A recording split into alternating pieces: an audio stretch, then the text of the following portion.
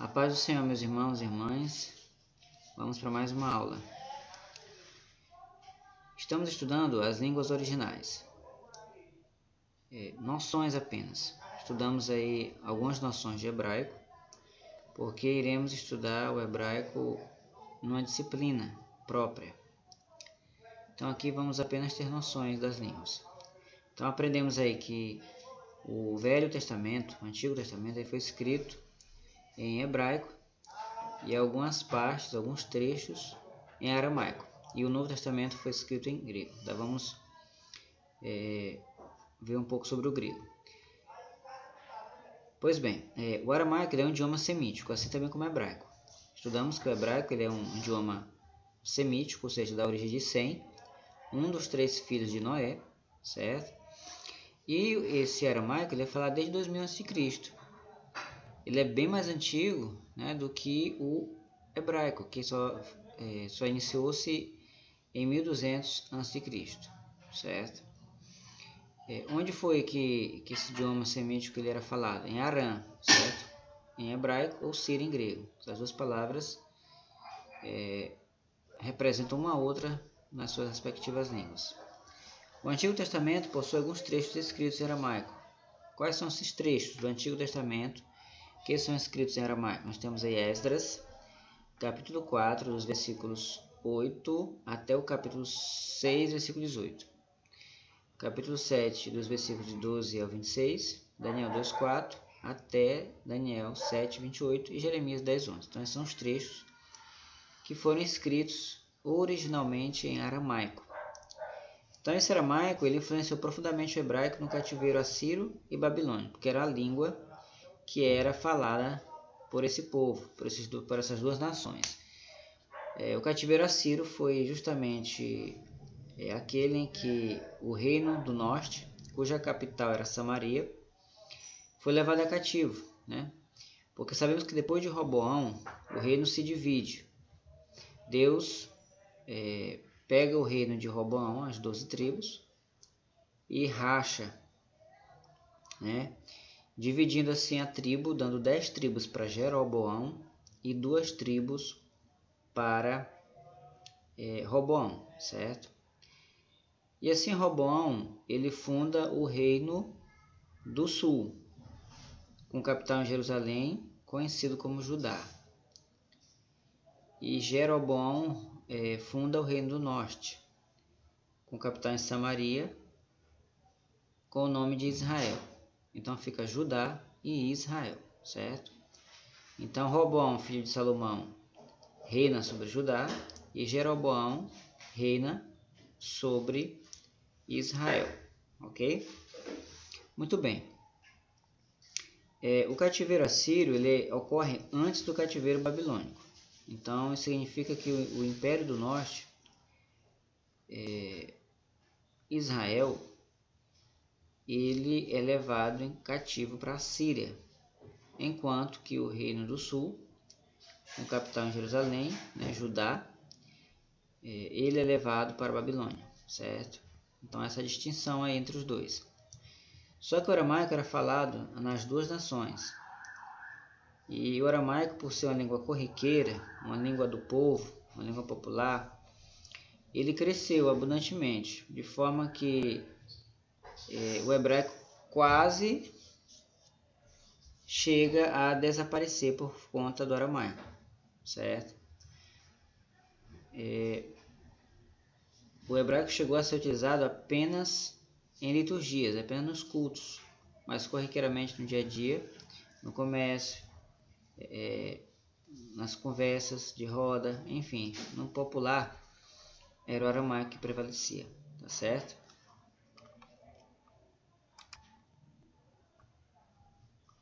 No tempo de Esdras, auxiliar as escrituras em hebraico era necessário explicar o significado. Por quê? Se passaram 70 anos. Então muitas gerações nasceram na Babilônia, certo? E essas gerações, elas tinham muita dificuldade em aprender o hebraico em virtude do hebraico não ter vogais, só consoantes. Então era muito complicado, causava muita confusão, certo? Neemias 8, 5 e 8 fala um pouco sobre essa questão do significado, que era necessário explicar. No tempo de Cristo, o aramaico era a língua popular entre os judeus e nações vizinhas, porque já tinha se espalhado, a língua aramaica já tinha se espalhado pelo mundo, porque o Império Babilônico, que foi o primeiro império grande conquistador, né, digamos assim, mundialmente, ele falava aramaico e assim disseminou o aramaico por toda a terra, certo? Então, os povos conquistados acabavam por falar a língua do seu conquistador, ok? Então, na época de Jesus, o aramaico já era uma língua popular, uma língua corriqueira, dos dias e dias dos judeus. Jesus falava aramaico, certo? A língua maternal. Agora, não quer dizer que ele também não falava o grego, porque a gente vai ver a respeito do grego, mas enfim, há uma grande chance dele falar o aramaico, de ter aprendido o grego, e possivelmente alguns estudiosos que falam que possivelmente ele também sabia falar o latim, tá certo? Mas não é certeza. A certeza é o aramaico e uma grande possibilidade dele saber falar o grego. O aramaico é chamado siríaco ou caldaico, certo? Então o aramaico ele tem esses outros dois nomes. Caldaico porque é a língua dos caldeus, certo? A língua dos caldeus. Siríaco porque justamente vem da Síria, certo? Então era siríaco por causa da Síria e caldaico por causa dos caldeus, por causa da Babilônia, tá certo? E tinha o mesmo alfabeto que o hebraico, certo? Apenas diferindo nos sons e na estrutura de certas partes gramaticais. Então, gravem só isso. O aramaico é chamado siríaco por causa da Síria e caldaico por causa dos caldeus.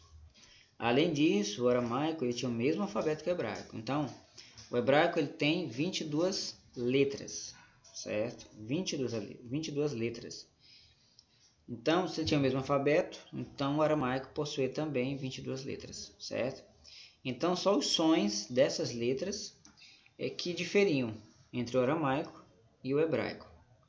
E a estrutura de algumas partes da gramática, que diferenciava entre uma língua e outra.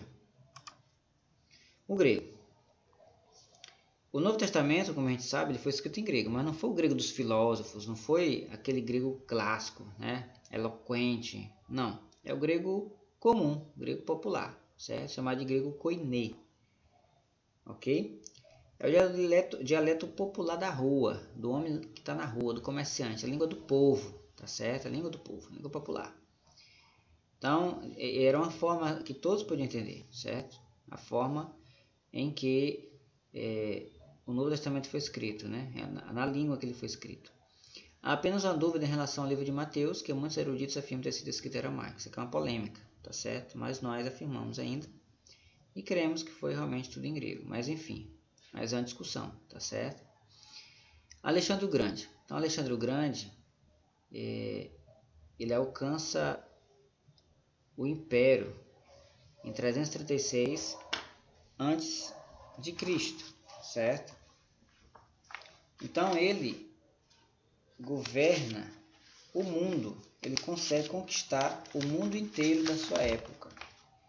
E isso em pouco tempo, tá certo? Em 13 anos apenas, Alexandre o Grande ele consegue alterar o curso da história do mundo, ok? Foi um curto espaço de tempo. Então Alexandre o Grande, o nome dele era Alexandre Magno, acabou recebendo o apelido de Alexandre o Grande. Então este Alexandre Magno, ou Alexandre o Grande, ele fazia várias excursões e venceu inúmeras guerras, inúmeras batalhas contra os medos-persas, certo? Contra o Império Medo-Persa que já tinha conquistado a Babilônia. E assim ele consegue vencer algumas guerras, conquistando o mundo da sua época. Isso dentro de 13 anos, alterando assim, como eu disse, o curso da história do mundo. Ele implantou a língua grega, a cultura grega, certo? Nos povos e a religião grega nos povos dominados, ok? Essa prática se chama de helenismo. O helenismo nada mais é do que a divulgação, do que o popularismo, né, da língua, cultura e religião gregas, né? Cultura, língua e religião gregas. Então Alexandre o Grande ele fazia isso, ele implantava essas três coisas, onde ele conquistava, ele fazia a implantação. Por isso que na época de Jesus, o grego também era muito falado, porque a Judéia estava sob domínio romano, que herdou a língua grega e herdou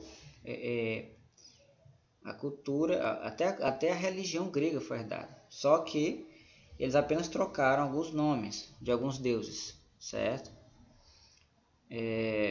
Inclusive o Coliseu, que era grego, Roma, ele chega a fazer uma reforma ali, né? Enfim. Muito bem, continuando. Então, ele faz essa disseminação. Então, no tempo de Jesus,